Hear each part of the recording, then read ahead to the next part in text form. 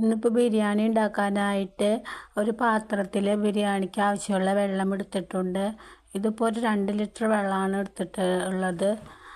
ഇപ്പോൾ ഞാൻ 4 ഗ്ലാസ് അരി എടുക്കുന്നുണ്ട്, അതുകൊണ്ടാണ് 2 ലിറ്റർ വെള്ളം എടുത്തിട്ടുള്ളത്. വെള്ളത്തിലോട്ട് കറുവപ്പട്ട ഇതുപോലെ പൊടിയായി ഇങ്ങനെ കഷ്ണങ്ങളാക്കി നുറുക്കിയിട്ട് കൊടുക്കുന്നുണ്ട്. കൂടെ 3-4 ഏലക്കായ ഇട്ട് കൊടുത്തിട്ടുണ്ട്. പിന്നെ ക്യാരറ്റ് കട്ട് ചെയ്തത് കുനുകുനാന്ന് കട്ട് ചെയ്ത ക്യാരറ്റും ആ വെള്ളത്തിലോട്ട് ഇട്ട് കൊടുക്കുന്നുണ്ട്. അപ്പോൾ അരി തിളച്ച് വേവുന്നതോടൊപ്പം തന്നെ ഈ ക്യാരറ്റും വെന്ത് കിട്ടുന്നതായിരിക്കും. പിന്നെ വെള്ളത്തിലോട്ട് കളറിന് ഞാനിവിടെ മഞ്ഞൾപ്പൊടിയാണ് ഇട്ട് കൊടുക്കുന്നത്. മഞ്ഞൾപ്പൊടി ഇട്ട് കൊടുക്കുന്നുണ്ട്, കൂടെ ഉപ്പും ഇട്ട് കൊടുക്കുന്നുണ്ട്. അരി കഴുകി ഇട്ട് കൊടുക്കുന്നുണ്ട്.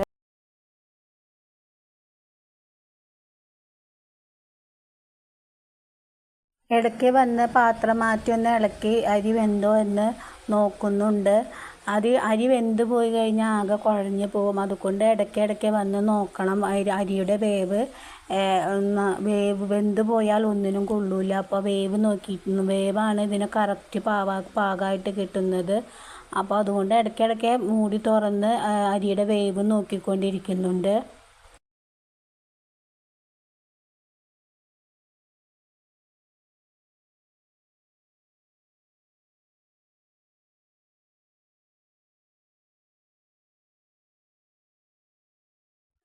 അരി പാകത്തിന് വെന്ത് വന്നിട്ടുണ്ട്.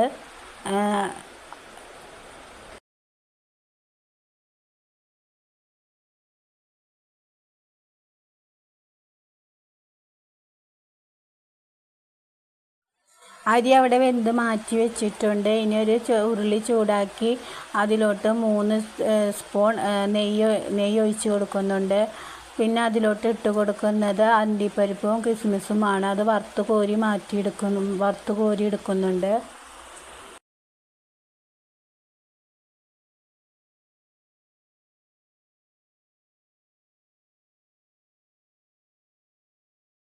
അണ്ടിപ്പരിപ്പും കിസ്മിസും ബ്രൗൺ നിറമാകുന്നവരെ വറുത്ത് കോരിയതിന് ശേഷം പിന്നെ അതിലോട്ട് സവോള അരിഞ്ഞതാണ് ഇട്ട് കൊടുക്കുന്നത്. ഞാൻ ഒരു സവോളയാണ് ഇവിടെ ഇട്ട് കൊടുത്തത്. അതിലോട്ട് കുറച്ച് ഉപ്പ് ഇട്ട് കൊടുത്ത് ഒന്ന് വഴറ്റിയെടുക്കുന്നുണ്ട്. സവോള നല്ല ബ്രൗൺ നിറമാകുന്നത് വരെ വഴറ്റിയെടുക്കണം.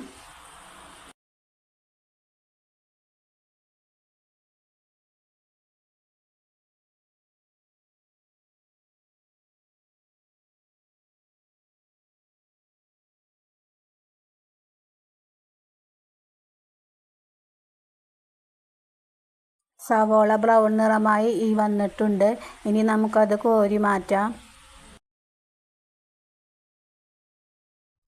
ഇനി വേവിച്ച് വെച്ച റൈസിലോട്ട് വറുത്ത് കോരി വെച്ച കിസ്മിസും അണ്ടിപ്പരിപ്പും സവോള ബ്രൗൺ നിറമാകുന്നത് വരെ വഴറ്റിയ സവോളയും ഇട്ട് കൊടുത്ത് നല്ലപോലെ കൂട്ടി ഇളക്കി യോജിപ്പിച്ച് കൊടുക്കാം. ഞാനിവിടെ എടുത്തിട്ടുള്ള അരി കൈമ ബിരിയാണി റൈസാണ്.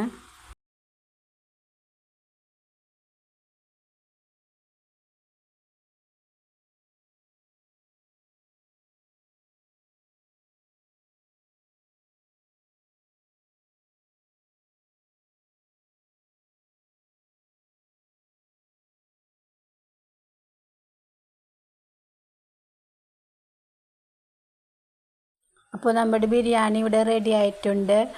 വീഡിയോ ഇഷ്ടമായാൽ ലൈക്ക് ചെയ്യുക, സബ്സ്ക്രൈബ് ചെയ്യുക, ലൈക്ക് ചെയ്യുക.